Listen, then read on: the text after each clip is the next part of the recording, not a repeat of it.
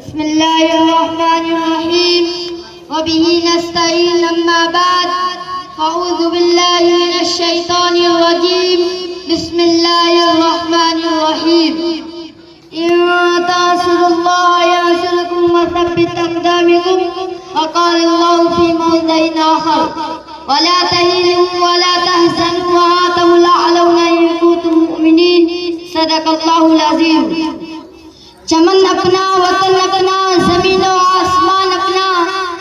चमन अपना, वतन अपना, ज़मीन और आसमान अपना। जहाँ में सबसे प्यारा है हिंदुस्तान अपना। मिल्लत इस्लामिया के पासवानों, आज मैं आप हज़रात के सामने हिंदुस्तान के मुसलमानों पर होने वाली सियासी जुल्म और सितम और दीन इस्लाम को जैसे खत्म करने की घिनौनी और नापाक साजिश और कोशिश के मौजू पर कुछ अर्ज करना चाहता हूँ। उम्मीद है कि आप बगौर समाअत फरमाएंगे। वह हिंदुस्तान जिसकी हुर्रियत के बागों को मुसलमानों ने अपने खूने जिगर से सींचा था, वह हिंदुस्तान जिसकी आजादी के खातिर बेरदास साहिल में कूद पड़े थे और मौजों से खेलते हुए मझधार तक जा पहुंचे थे। बेपनाह कुर्बानियों के जरिया उसको परवान चढ़ाया था। आज इसी हिंदुस्तान में मुसलमानों को तरह तरह की अज़ियतें और तकलीफें पहुंचाई जा रही है। मुसलमानों के क़ुलूब से इस्लाम की मोहब्बत को खत्म करने की घिनौनी और नापाक साजिशें हो रही है। इसमें शक नहीं कि हम पर मसाइब के पहाड़ टूट रहे हैं। हम मज़लूम व बेकसूर खुदा परस्तों ने इल्म शिद्दत का निशाना बनाया है। हमारी माँ बहन की इज्जत तो आप लूटी जा रही है। बिरादराने मिल्लत, यूं तो हिंदुस्तान में किसी भी दौर में मुसलमानों का हामी कोई नहीं था, लेकिन जब से खुदा परस्ती ने हिंदुस्तान में जन्म लिया, उस वक्त से मुसलमानों की रही सही सुकून और चैन छिन गया है।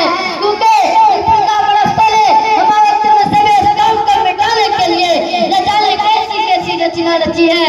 गौर तो करें, कभी वंदे मातरम जैसी गंदी नापाक चीज की नाफिज करने का हुक्म होता है, जिसकी वजह से नींद हराम हो गई थी। आज भी बहुत सारे स्कूलों में यह गीत गाए जाते हैं, जिस गीत में सरासर कुफ्र भरा हुआ है, जिस गीत को एक बार पढ़ने से इंसान खारिज इस्लाम हो जाता है, जिस गीत को एक बार पढ़ने से मुसलमान मुसलमान नहीं रहता। आज वही गीत हिंदुस्तान के मदारिस और मकातिब में पढ़ने के लिए बच्चों को मजबूर किया जा रहा है। आज हिंदुस्तान को दहशतगर्दी का करार दिया जा रहा है और ये इल्जाम लगाया जा रहा है कि जितने फसादात हो रहे हैं उसके पेशवा लीडर ये मुल्ला है।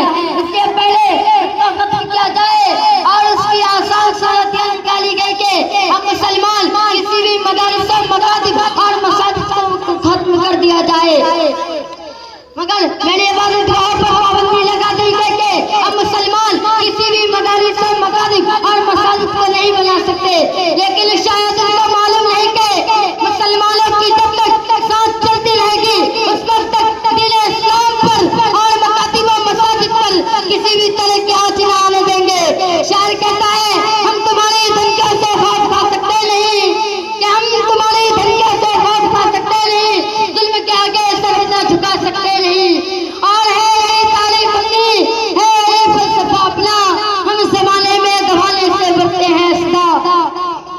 अज़ीज़ाने गिरामी, अगर वतन हमारी जान मांगे तो जान देंगे, अगर वतन हमारा माल मांगे तो माल देंगे, अगर वतन हमारी औलाद मांगे तो औलाद देंगे, अगर वतन हमारा तन मन धन मांगे तो सब कुछ देंगे। लेकिन यह नहीं हो सकता कि मुसलमान नबी सल्लल्लाहु अलैहि वसल्लम की जान जलाल दे, यह नहीं हो सकता कि मुसलमान आखिरत को छोड़कर दुनिया को तरजीह दे। आप हज़रात को वह तारीख याद होगी कि जब अंग्रेजों की जुल्म ज्यादती जब हद से आगे बढ़ी तो उन्होंने इस्लामी किला को मिसमार करके उस पर तकलीफी अकीदे की बुनियाद रखना चाहा था। तो सबसे पहले अगर शाह अब्दुल अजीज साहब अलैहिर्रहमा मैदान जिहाद से कूद पड़े और अफजल जिहाद कलिमतुल हक की मियादा सुल्तान अजाइब के जज्बाए पैदल से सरकार होकर हिंदुस्तान के दारुल हरम होने का फतवा दिया और अंग्रेजों के खिलाफ महान जंग कायम किया और इस बात का तय कर लिया था कि गुलामी की जंजीर के टुकड़े टुकड़े करके ही कर लेंगे, जिसके नतीजे में मुसलमानों को किन मलाहिर दुश्मन घाटियों और वादियों से गुजरना पड़ा।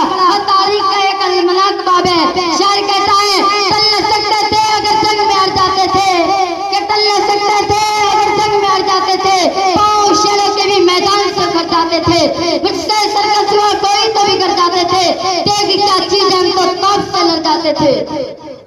बरादर आले मिल्लत और टिप्पू सुल्तान की जात थी जिसने कहकर इधर की समझ की जिंदगी शेर के दिन की जिंदगी बेहतर है। लोगों ने आजादी की बरकी लहर दौड़ाती थी और खुद भी यहाँ तक के मैसूर की धरती पर खून का आखिरी कतरा भी बहाकर आजादी के खातिर शहीद हो गए। अगर ये मुस्लिम कायदान का काफिला हिंदुस्तान के परवेज और भयानक जंगल में शायरा बनाने की गर्द से सरगर्म सफर न होता तो यह तक एहसान फरामोश गद्दार जान से वफादारी की सनद मांगते हैं। उन गद्दारों से मैं कहता हूँ अगर हमें गद्दार तो पाबंदों वफा तुम भी नहीं, कि अगर हमें गद्दार तो पाबंदों वफा तुम भी नहीं, अपनी कसरत पे न तुराओ खुदा तुम भी नहीं। या फुर्का परस्त इस मुल्क को कभी भी आजाद नहीं करा सकते। आप मुझे बताओ क्या मुसलमानों ने जंग आजाद की थी और कायम इख्तियार हो जाए तो मुसलमानों ने अपना खून उसके बहाया था हुकूमत के लिए, तो मुसलमानों ने अपने जिस्म पर जख्म इसके उठाए थे है कि बोले नहीं हरगिज़ नहीं, बल्कि इस्लाम को बरकरार रखने के लिए, दिन को बरकरार रखने के लिए, ईमान को बरकरार रखने के लिए, तौहीद और इंसानियत को बरकरार रखने के लिए, हिंदुस्तानियों को गुलामी की जंजीर से आजाद कराने के लिए, हिंदुस्तान में मसाले को बाकी रखने के लिए। लेकिन आज फिर हुकूमत फुर्का परस्त इस मुल्क को कभी भी आजाद नहीं करा सकते। किसी शायर ने क्या कशी की, कोई घर सुला के फूलों को पेड़ों से मुझे डाले, कोई घर सुला के फूलों को पेड़ों से मुझे डाले, तो शाखे बनी है पत्ती पर कतले आम लिख देना, मिलते इस्लामिया के गयूर ना जगाने, अपनी गफलत की चादर जान करके अपने इश्क की सरा पहन लो, अपने अंदर इनकलाब पैदा करो, अपनी तकदीर को संभाल लो, कौमों की तकदीर खुद बनाई जाती है। इन्नल्लाह ला युग़य्यिरु मा बिक़ौमिन हत्ता युग़य्यिरु मा बिअन्फुसिहिम, एक और हकीकत है। शायर कहता है खुदा ने आज तक उस कौम की हालत नहीं बदली, खुदा ने आज तक उस कौम की हालत नहीं बदली जो जिसको ख्याल करो उसकी हालत बदलने की। हम बहुत कुछ कर चुके हैं लेकिन हमारी सबसे बड़ी मता इसका हमारे पास मौजूद है। अभी हमारे सीने में मौले यकीन की मशाले रोशन है। जो लोग इस्लाम पर मरना और जीना चाहते हैं, कुफ्र का सिला के दिलों से इश्क़ रसूल की चिंगारी नहीं बजा सकती। अल्लाह को याद वाला जुला हमारी हमेशा गालिब और सरबले देता है, इसको कोई चीज मगलूब नहीं कर सकती। शायर कहता है इस्लाम की फितरत में कुदरत से लचकती है, इस्लाम की फितरत में कुदरत से लचकती है, इतना ही ये मिलेगा जितना दबाएंगे। इस्लाम का ढाल है जो कुफ्र के हथियार को रोक सकती है, इस्लाम हमारे हाथों में तलवार है जो तलवारों को तोड़ सकती है, इस्लाम रोशनी का मीनारा है जो दिलमत की घटाओं को खत्म कर सकता है, इस्लाम वो चश्मे हयात है जिससे क़यामत तक जिंदगी के दायरे फूलते रहेंगे। इसी बात पर मैं अपनी तकरीर को इस शेर के साथ खत्म करना चाहता हूँ। मरते वतन के लिए, मरते वतन के लिए, दुपट्टा ना मिलेगा कफन के लिए, मरना है तो मरो वतन के लिए, मरना है तो मरो वतन के लिए, तिरंगा मिलेगा कफन के लिए। अस्सलामु अलैकुम व रहमतुल्लाहि व बरकातुहू।